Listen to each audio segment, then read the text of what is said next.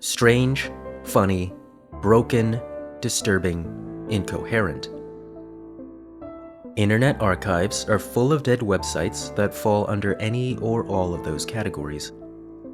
After the last visitors clicked off in the mid to late 2000s, these sites lived in the void, until people like me went digging for them. Here are 4 strange, funny, broken, disturbing, or incoherent websites that are probably older than a few of you watching.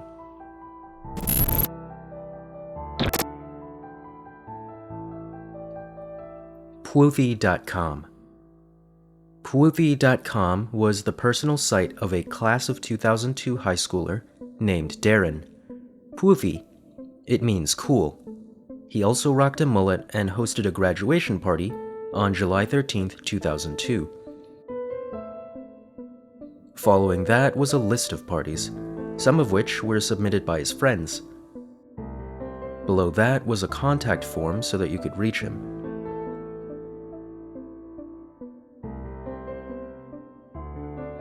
Toward the bottom was a list of site updates. When I checked the August 2002 snapshot, the last update had been in April. The year started off with updates roughly every other day, but slowly waned off as he got busier and got a job. He even gave us a content map. Update Hybrid Dorks, February 23rd. Weight Loss Club Update, February 24th. Finish the Mr. C page. I don't know. Start AOL away page.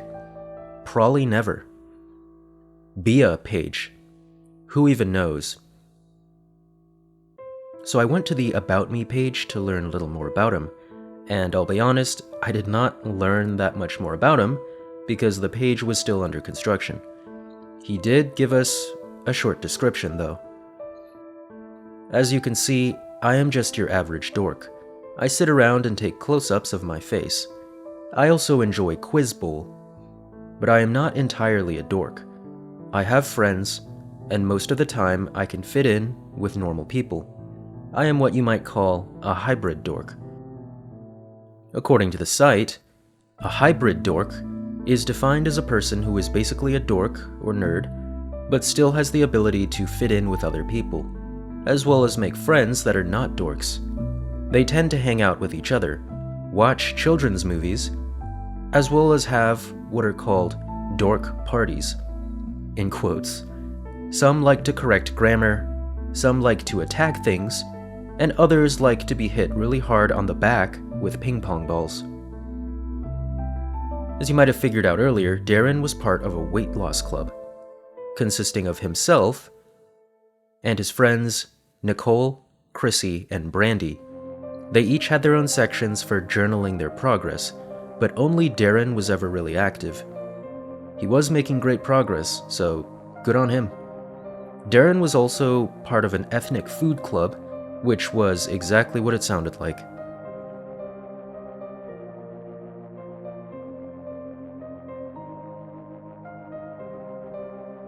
According to the website, they only had 2 outings, one to a Middle Eastern restaurant and another to a Mongolian barbecue place. According to the photo, it was in Ann Arbor, Michigan, and I couldn't really find anything open today by the name he gave. The closest was BD's Mongolian Grill, but it had permanently closed. There was also a parody song of Eric Clapton's Wonderful Tonight called Wonderful Tuna.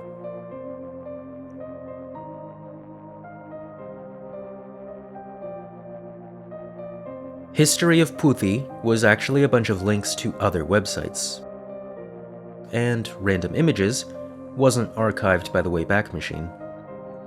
Guestbook had comments left by his friends who visited the site.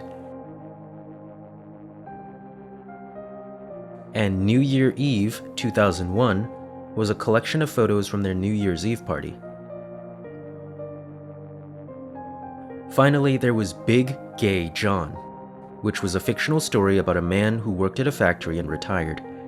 After his brother was killed, he lived in a mansion for the rest of his life. Also, he was gay. I looked up Darren to see where he was today, and I think I actually found him. He seems to have done well for himself, so I wish the best to him and his friends. Sword of Justice. Nothing screams old internet charm like a site with an outrageous color palette, questionable design, and claims that the world was gonna end. Also, apparently the CIA are the Templar Order. Swordofjustice.tv was one such website. The First Seal, the Ark of the Covenant, and the Book of Life, Light, and Law. The Revealing of the Seven Seals, Secrets of Armageddon. Images weren't usually archived with the websites, but what we can see are the names of the files that were once on the site. Notably, the second image was called the May 2000 Revolution. I was curious to see what they were talking about, so I looked it up. So I looked up May 2000 Revolution, and the results weren't super clear. The top results were for an X-Men comic series called Revolution, which aired in May 2000, Fidel Castro giving a speech about revolution on May 1st, 2000, and the May Revolution of Argentina. Unless I missed something more religious or apocalyptic, I think it was the Fidel Castro speech they were talking about. We also had Satan Banner, and another called White Horse by Kristen. Again, I have no idea what they could be talking about, because looking up White Horse by Kristen gives me an art piece from 2024 and a music performance from 2012. Judging by the passage below it, it might be alluding to the white horse from the Bible. I, the one true Christ, demand apocalyptic war, civil war, revolution, and mass executions. I demand what is good but strong. War against the Templar Antichrist and the Korean false prophet, the sun and moon. I am the light bearer, the fire starter, the morning star, and the judge of Judgment Day. Revolution by the rod of iron. I am the end of religion and the beginning and end of Armageddon.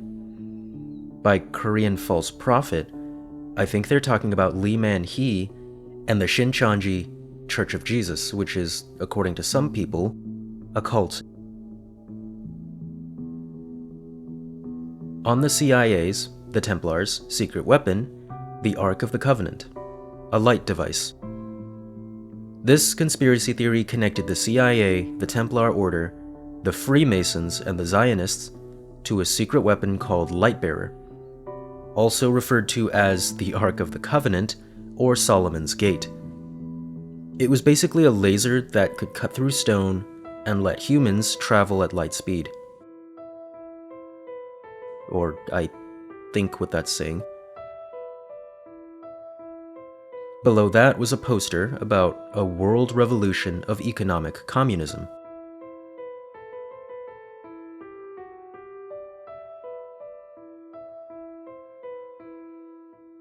According to them, the Angels of War had 7 targets: London, Rome,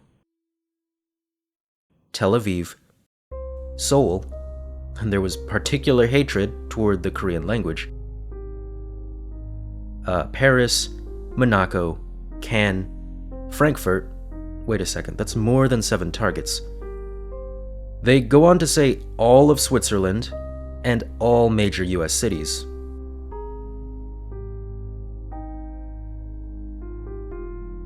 And Moscow. So let's define major US cities as cities having more than 500,000 people. So it's not 7 targets, it's more like 282 targets. The rest of the site was pretty consistent with what I've looked at so far. Of course, it mentioned pyramids, a new world order, a race war, controlling the weather, and secret signs and names of the devil. At this point, I started to wonder if they genuinely couldn't differentiate between cities and countries, because there's a line that goes, "Their temples," in reference to the Templars, or Templars, the Satanists, served the same purpose as the red light districts of London, New York, and Cambodia do today. They also went the philosophical route, sharing gems like "Can a think person?" or "Can only a person think?" Yeah, this one was definitely interesting, and I wonder if it was just one person or a whole group behind this. BlackPeopleLoveUs.com.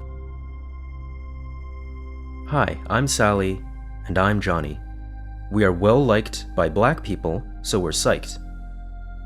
We thought it'd be cool to honor our exceptional status with a rockin' domain name and a killer website. We hope you think we're as awesome as the black community does. Below the pictures are testimonials by supposed black people about how much they like Sally and Johnny. Except if you look carefully, most of them were just microaggressions that were taken at face value. Johnny always says, "I'm not racist. One of my best friends is black. I think he might mean me." Johnny is generous enough to remark upon how articulate I am. That makes me feel good. Sally loves to touch my hair. She always asks me how I got my hair to do this. That makes me feel special, like I have magical powers. This site is satire. For sure, of course. And what confirmed it was an article from 2002 talking about how comedian Chelsea Peretti and her brother Jonah were behind this website.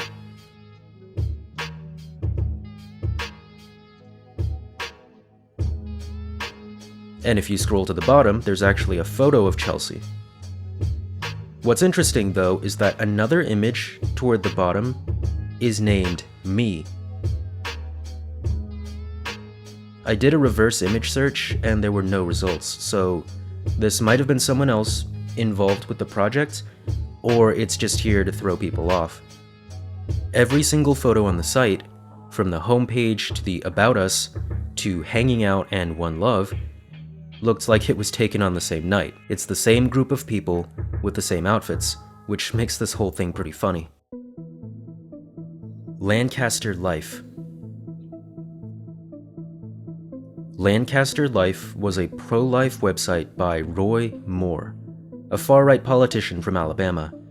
If you're wondering why it's called Lancaster Life, because as far as I know there aren't any places in Alabama called Lancaster, it's because Roy Moore lived in Pennsylvania for a time, Lancaster County, Pennsylvania, and it seemed like this site was created while he was living there. The homepage was scattered with the photos of human fetuses, some of them having been given dialogue, as well as links to essays about his views, including a strongly worded opposition of Planned Parenthood. To their credit, though, there was also a resource page for crisis pregnancies, housing assistance, educational services, child care services, and adoption services. There was a page with photos for what they claimed to be a Planned Parenthood clinic in Lancaster. The page name was titled Death House. But if nothing else on the site caught your attention, this last one definitely would have. Dead babies. There was a page dedicated to dead babies. And I'm not going to show it on this video because, trust me, it's rough. It's really, really rough. If you've ever seen all the limbs popped off of a doll, or maybe a Lego figure, I'm gonna stop there. On top of that, there was some emotionally charged speculation overlaid on some of the photos. Appearance of his face indicates a horrible death. Was this boy experimented on while still alive? Finally, this website called for a boycott of Chinese products, encouraging people to buy products made in the US instead. Lancaster Life used shock value and visceral imagery to create strong emotions, which was intended so that it got people on their side. Whether or not it worked, we don't know, but this version of the site went down in March 2007, and Roy Moore eventually returned to Alabama. I know, this quickly got dark and disturbing, but that was the reality of browsing in the days of the old internet. If you want something quite disturbing from the modern internet, check out my video on the Serbian school shooting rabbit hole. Thank you for watching.